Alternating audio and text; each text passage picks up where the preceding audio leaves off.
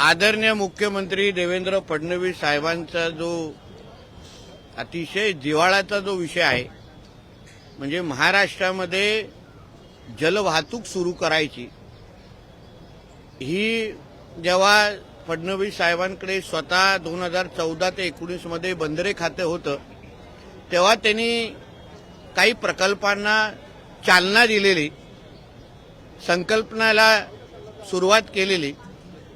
आता त्याच्यातलीच एक संकल्पना म्हणजे मुंबई आणि कोकणाला जलवाहतुकीच्या माध्यमातून जोडणं, रोरो सर्व्हिस सुरू करणं. ही संकल्पना मूळ आदरणीय देवेंद्र फडणवीस साहेबांची आहे. आणि आता या महायुती सरकारचं नेतृत्व करत असताना परत एकदा तिसऱ्यांदा मुख्यमंत्री झाल्यानंतर या त्यांच्या संकल्पनेला खऱ्या अर्थाने सुरुवात येणाऱ्या 1 मार्चला आपण भाऊचा धक्का ते विजयदुर्ग असा पहिला टप्पा मुंबई आणि कोकणाला जोडण्याच्या दृष्टिकोनातून आपण सुरू करतोय. हा मुंबई ते विजयदुर्ग हा एक पहिला मार्ग रूट असेल. येणाऱ्या काळामध्ये मुंबई ते रत्नागिरी असो, मुंबई ते महाड असो, असं असंख्य वेगवेगळे रूट ह्याच्यामध्ये आपण वाढवणार आहोत. या बाबतीची पूर्ण माहिती गेल्या काही दिवसापासून, म्हणजे ही बोट सुटणार कुठून, बोटीच्या तिकीटचे दर काय आहेत, ह्याचे सगळ्याची सगळी माहिती वेबसाईटवर अवेलेबल आहे. त्यानुसार तिकीटची बुकिंग पण मोठ्या प्रमाणामध्ये सुरू झालेली आहे. चांगला रिस्पॉन्स या तिकीटच्या बुकिंगला आम्हाला मिळतोय.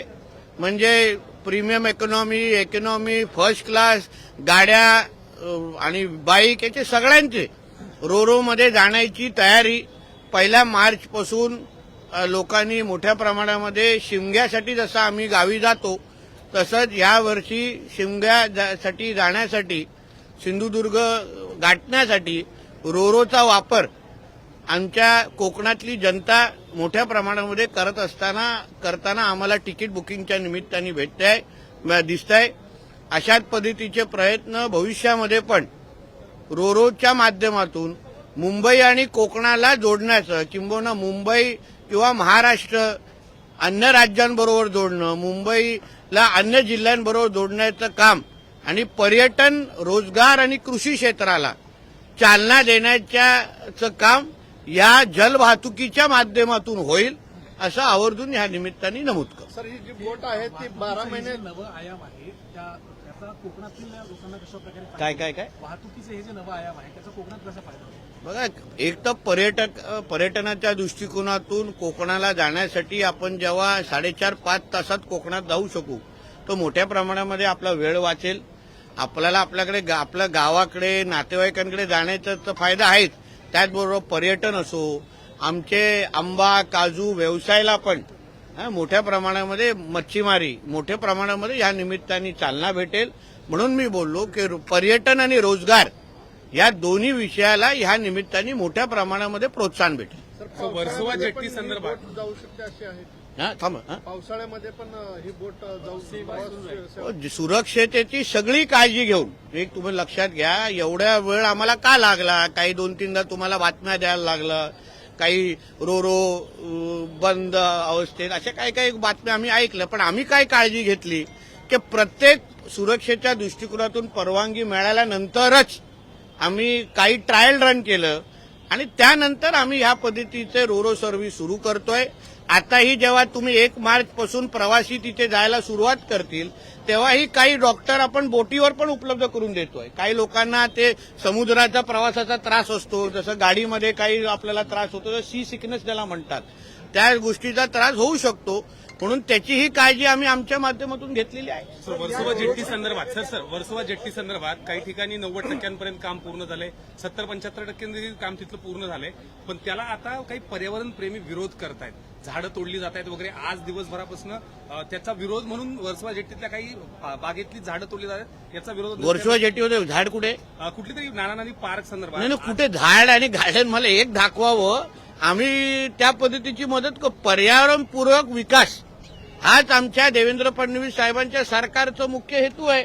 म्हणून त्या जेटी भागात जी महाराष्ट्र मेरीटाईम बोर्डची जागा आहे, समुद्राकाठी जागा आहे, तिथे असलेली सगळी दुरावस्था, सगळं घाण, सगळ्याची स्वच्छता करून स्थानिक मच्छीमारांना विश्वासात घेऊन, कारण का तिकडली एक मच्छीमार सोसायटी आहे, त्यांच्याकडे ती जेटी चालवायला दिलेली आहे आणि म्हणून प्रवाशांना कमीतल्या कमी तिकडे त्रास सहन करावा, स्वच्छ भाग तिथे मिळावा, जेणेकरून येणाऱ्या काळामध्ये आपण जेव्हा वर्सोवा ते मढपर्यंत जाऊ तेव्हा आता जे काय होणार आहे, आता तिकडचा जो पंटून होतं, जे काय जेटी त्याला पंटून म्हणतात, तिकडे भोकं पडलेली, त्याच्यावर अक्षरशः गोधड्या टाकलेला. आता उद्या तिथे कोण डुबलं असतं, कोण पडलं असतं, अपघात झाला असता तर आमच्या नावाने तुम्ही लोकांनी फटाके फोडले असते, आहे की नाही? की नितेश राणेच्या खात्यावर बघा भोके पडली आहेत, ह्या पडली आहेत, त्या पडले. आता आम्ही काहीतरी चांगलं करायला जातो आणि 30-40 वर्षापासून त्याने काय हातच लावलेलं नाही. मी स्वतः जाऊन व्हिजिट केलं. मग तिकडच्या काही बोटीवर, प्रवासी बोटींवर परवानगी नसताना पण बाईक पण ठेवला गेलेला, त्याही आम्ही बंद केल्या. उद्या सुरक्षेच्या दृष्टिकोनातून आणि लोकांना प्रवासाच्यासाठी चांगले दर्जेदार जेटी आणि सुविधा मिळावी हीच महाराष्ट्र मेरीटाईम बोर्डचा प्रयत्न आहे आणि म्हणून त्या दृष्टिकोनातून आम्ही हे सगळे प्रयत्न करतोय. वर्षानुवर्ष 5 रुपये घेतले जातात लोकांकडून, त्याच्यातला 1 रुपया महाराष्ट्र मेरीटाईम बोर्ड आणि उर्वरित तो फिशरीचं जी संस्था आहे त्यांना. आता 5 रुपये आपण कोणी लोकांनी हल्ली बघितले आहेत का हे जरा मला सांगा. त्याचा कॉईन कसा दिसतो, नोट कसा दिसतो, पण आमच्याकडे 5 रुपये घेतले जातात. म्हणून चांगली सुविधा देऊन, अजून त्याचा चांगला तिकीटचा चार्ज वाढवून, दर्जेदार सुविधा देऊन आमच्या महाराष्ट्र मेरीटाईम बोर्डचं पण उत्पन्न वाढावं या दृष्टिकोनातून आमचा हा प्रयत्न आहे. सर यालाच घेऊन आपण मुंबईमध्ये सेवा रोरो सेवा आपण सुरू केलेली आहे. मुंबई नाही, मुंबई सिंधुदुर्ग. त्याचे दर आहेत ते कुठेतरी जास्त आहेत, म्हणजे रेल्वे आणि एसटी पेक्षा जास्त दर जास्त आहेत, त्यामुळे ते दर कमी करावे अशी मागणी आता होते. किती करायला पाहिजे? 10 रुपये, 5 रुपये? हा, आता तुम्ही बोट पाहिली आहे का? कुठलंही पब्लिक ट्रान्सपोर्ट, आता आम्ही जेव्हा लक्झरी गाड्या, आम्ही प्रायव्हेट लक्झरी गाड्या कोकणात पाठवतो तेव्हा 2000, 2500 देतो आपण. उडान ह्या म्हणून माझं म्हणणं आहे की लोकांच्या भावनांचा आदर करून आम्ही ही बोट सुरुवात करतोय. बघू टप्प्याटप्प्याने जशा सूचना येतील, शेवटी चालवणे आमची जबाबदारी आहे. कारण उद्या प्रश्न विचारणारे उद्या बंद पडल्यानंतर आमच्याच नावाने खडी फोडणार आहेत तुमच्यासारखे, की सुरू केलेला प्रकल्प बंद झाला, असं कसं झालं है ना. मग तेव्हा हे सगळं आठवणार नाही का साहेब तुम्ही फार तिकीट कमी लावलेला, जास्त लावलेलं. तुमची जे दोन्ही बाजूनी वाजण्याचा जो प्रकार आहे ना, त्याचा आम्हाला चांगला अनुभव असल्यामुळे टप्प्याटप्प्याने बघू पुढे काय होतं. मुख्यमंत्री मत्स्य संपदा योजना नवीन आणत आहे, कशी ही योजना नाही, थोडं थांबा. 6 तारखेच्या आदरणीय मुख्यमंत्री साहेबांचं अर्थसंकल्पाचं भाषण झाल्यानंतर त्याबद्दल मी उत्तर देईन. सर, मुंबईमध्ये क्रूज टर्मिनल्स, यॉट टर्मिनल्स हा विषय संपू मग तिथे येणार. झाल्या होत्या. मुंबईमध्ये क्रूज टर्मिनल्स, यॉट टर्मिनल्स पण बनवण्याच्या घोषणा झाल्या होत्या, मात्र त्या पुढे क्रूज टर्मिनल आहे ना, तू गेला नाहीस काय? तर तू माझी चूक नाही, तुझी चूक आहे. ज्याला कुटुंबाला घेऊन जा जरा क्रूज टर्मिनलला. 24 तास बातम्या देण्यापेक्षा 1 तास जरा घरगुती द्या, जावा क्रूज टर्मिनलला. पण ते केंद्र सरकारचं आहे क्रूज. तुला नाही वेळ असेल तर मी तुला घेऊन जातो. घरातल्या मला तरी आशीर्वाद देतील तुझ्या. कुठे गडकरी साहेबांनी पण केली. कुठे नरिमन पॉइंट. अरे नरिमन पॉइंटला भावा, तिथे आपण मरीना उभारतो, क्रूज टर्मिनल नाही उभारत. पर्यावरणाची आम्हालाही काळजी आहे. समुद्रामध्ये क्रूज टर्मिनल कसं उभारणार, असं नको करू. M2M सर्व्हिसेस को लेकर के सुरू कर रहे हैं. इकडे आपण पाहतोय ड्रग्सच्या प्रकरणामध्ये नवी मुंबईतल्या एपीएमसी पोलीस स्टेशनच्या बाहेरच 2 तरुण काय नवी मुंबईमध्ये एपीएमसी पोलीस स्टेशनच्या बाहेर 2 तरुण पोलीस स्टेशनच्या बाहेरच ड्रग्ज सेवन करत असल्याचा व्हिडिओ समोर आलेला आहे. आणि तसंच नवी मुंबईमध्ये देखील डान्स बार अद्याप सुरू आहे. तुम्ही काल आदरणीय मुख्यमंत्री साहेबांचं भाषण ऐकलं नाही का? त्यांनी ऑन रेकॉर्ड सांगितलेलं आहे राज्य सरकारची ड्रग्ज बद्दलची भूमिका, अंमली पदार्थ बद्दलची भूमिका, डान्स बार संदर्भात भूमिका हे आदरणीय मुख्यमंत्री देवेंद्र फडणवीस साहेबांनी अतिशय स्पष्ट फ्लोर ऑफ द हाऊसवर बोलल्यानंतर आम्ही त्याच भूमिकेचे सगळे आहोत. वेगळा काय बोलणार? मालेगावमध्ये नमाज पठणाचा व्हिडिओ समोर आलेला आहे आणि टिपू सुलतानचा फोटो लावणार म्हणाले. नाही, मुळामध्ये निवडणुकीच्या अगोदर हे अशा पार्ट्या किंवा असे हे जे लोक आहेत ना, जय मीम जय भीम बोलतात, बरोबर, आणि निवडणुकीच्या नंतर फक्त जय मीमच राहतं. आमच्या डॉक्टर बाबासाहेब आंबेडकरांना विसरतात. आमच्या संविधानाला कुठल्या संविधानाच्या कुठल्या पानावर नगरपालिकेमध्ये महापालिकेमध्ये नमाज पठण परवानगी आहे. हे डॉक्टर बाबासाहेब आंबेडकरांच्या लिहिलेल्या संविधानामध्ये कुठे परवानगी आहे ह्याचे जरा कागद दाखवा होते मला. तुम्ही तिथे विकास करण्यासाठी निवडून गेलेला आहेत की धर्म वाढवण्यासाठी निवडून गेलेला आहात? हे जिहाद नाही का? ह्याचाच विरोध आम्ही वारंवार करतोय ना. तुम्ही विकास करण्यासाठी अगर लोकप्रतिनिधी म्हणून लोकांनी तुम्हाला निवडलं असेल तर तुम्हाला नमाज पढण्यासाठी तुमच्या मस्जिदी आता बंद पडल्या आहेत का?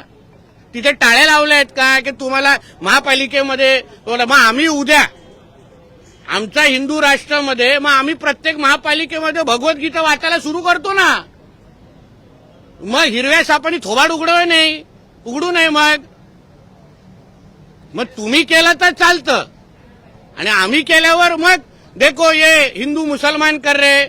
मग आता काय झालंय म्हणजे ह्यांचे शुक्रवारी पण सिलेंडर वरती येणार आणि दर दिवस पण येणार. हे कुठे लिहिलेलं आहे? सर आणखी एक व्हिडिओ व्हायरल होतो सावंतवाडीच्या मदरशात मुलांना मारहाण केली तर या सगळ्या संदर्भात ते चौकशी. एक लक्षात घ्या, माझ्या सिंधुदुर्ग जिथे मी पालकमंत्री आहे ना अशा लोकांना असे धडे शिकवीन की परत हात कापतील.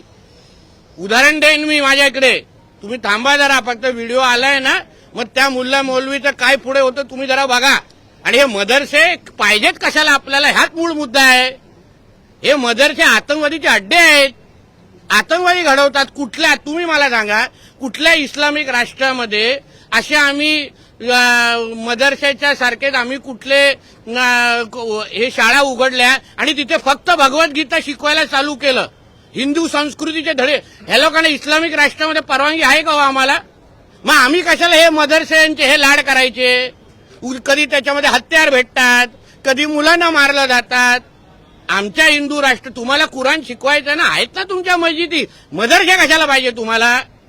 माझी तर स्पष्ट भूमी आहे. त्याबद्दल मी मुख्यमंत्री साहेबांशी बोलणार आहे. महाराष्ट्रातले सगळे मदरसे बंद करून टाका. हे आतंकवादीचे अड्डे आहेत. आतंकवादी घडवतात त्याच्यात. आणि आमच्या इथे बसून तुम्हाला अशा वेगळ्या पद्धतीचे अड्डे चालवण्याची गरज काय आहे? कुराण शिकवत तुम्ही मस्जिदीमध्ये शिकवा ना. म्हणून त्यांना जो काय धडा शिकवायचा आहे ना त्या मुलं ज्यांनी लहान मुलांना हात लावलाय बघा पुढे हात थराथरा कसे कापतात. सध्या अनेक जिल्ह्यांमध्ये पोलीस भरती सुरू आहे आणि मैदानी चाचणी सुरू असताना अनेक उमेदवार बाद झालेले आहे. कारण प्रशासनाने यावेळी उंचीचं कारण दाखवून हे उमेदवार बाद झालेले आहेत. त्यामुळे तुम्ही मला विचारून प्रश्न विचारता की काय? अनेक उमेदवारांनी त्याला विचारा.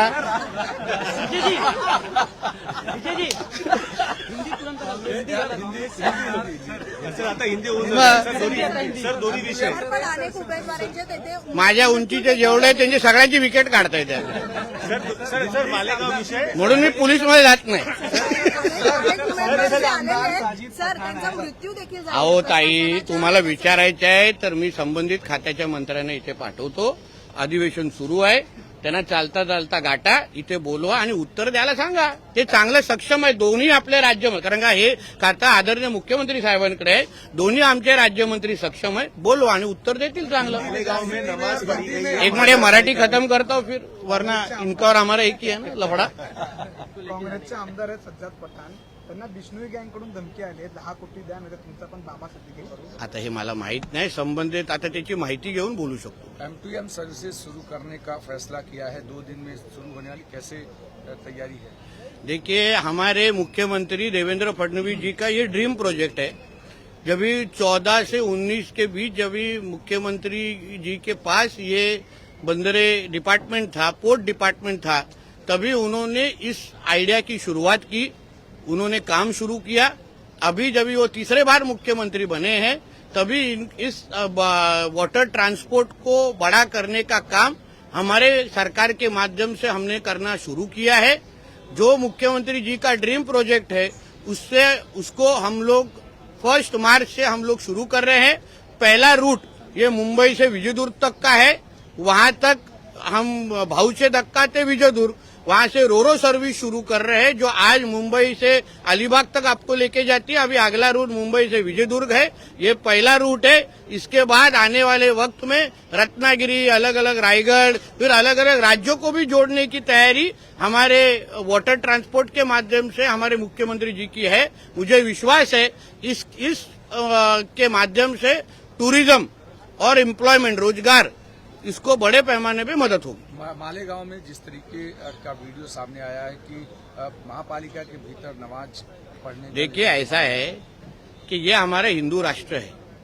हमको इस राष्ट्र में इस तरीके का धर्म और जिहाद करने का किसी को परवानगी नहीं है। जब भी मालेगांव में जब भी चुनाव चालू था, तभी ये इस्लाम पार्टी जैसे लोग तभी चुनाव के पहले जय भीम और जय भीम का नारा देते थे, और अभी चुनाव के बाद जय भीम किधर भी देखते हुए दिखानी है। इनको जब भी बैनर लगा फोटो लगाना है तभी वो टिप्पू का ही लगाते हैं, वहां किधर भी डॉक्टर बाबा साहब अम्बेडकर का फोटो लगाते हुए हमने देखा नहीं। मतलब चुनाव के पहले जय भीम और जय भीम, चुनाव के बाद सिर्फ जय भीम, उतना ही है इन लोग का।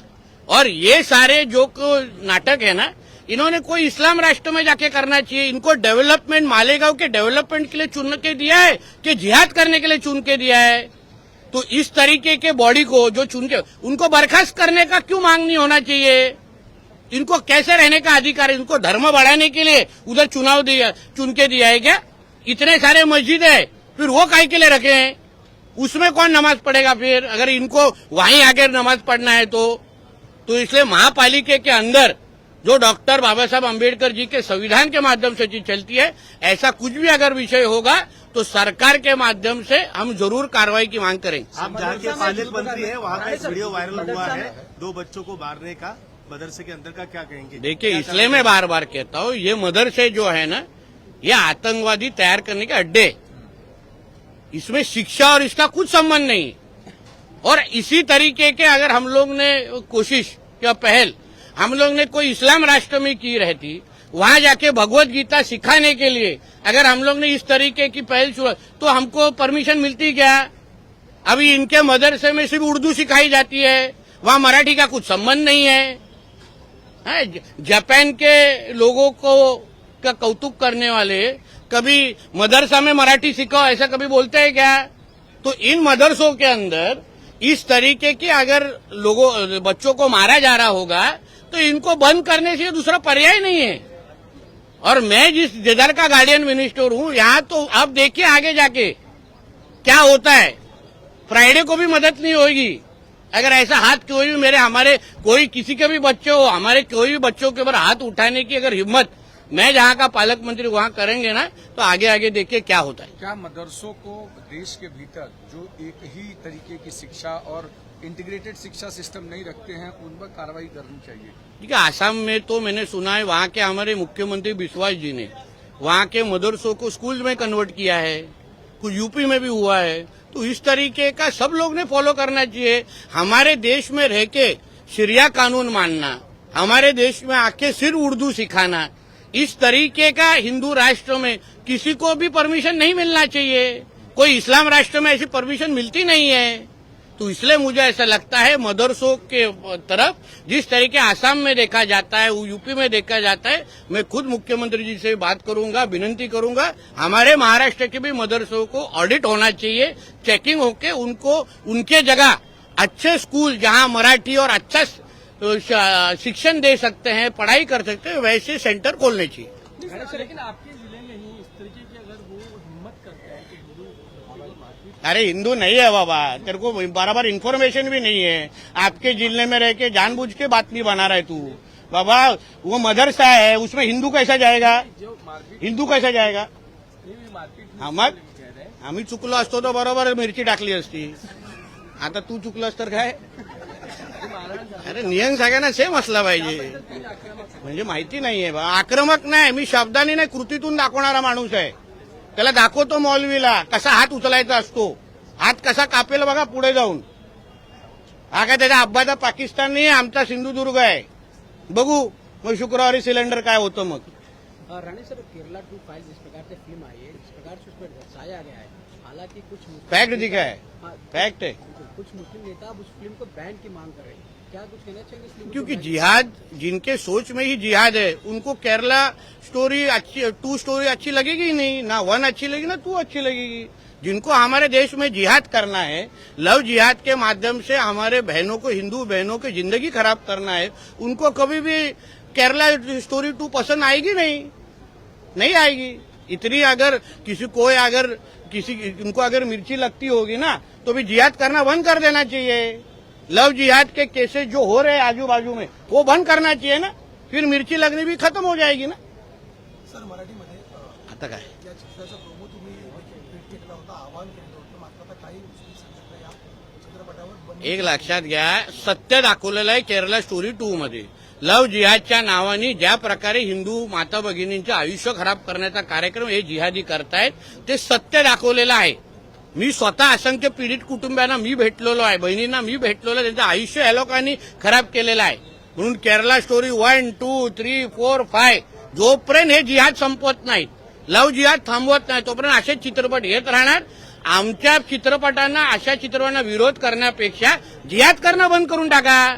ज्या देशामध्ये राहतात त्या देशाला सन्मान करायला शिका, सरळ सोपं होईल। सर सातत्याने तुम्ही आणि वेगवेगळे नेते या विषयावर बोलताय, लव जिहाद कायद्यासंदर्भात चर्चा करून आली। लवकरच तुम्हाला सांगतो, अन्य राज्यांच्या ताकदीचा, जसं यूपी गुजरातमध्ये ताकदीचा लव जिहाद विरोधी कायदा, धर्मांतर विरोधी कायदा आहे, तसंच आदरणीय देवेंद्र फडणवीस यांच्या नेतृत्वाखालील सरकार लवकरच अशा पद्धतीचा ताकदीचा आणि हिंदू बहिणींना संरक्षण देणारा लव जिहाद विरोधी कायदा आणणार।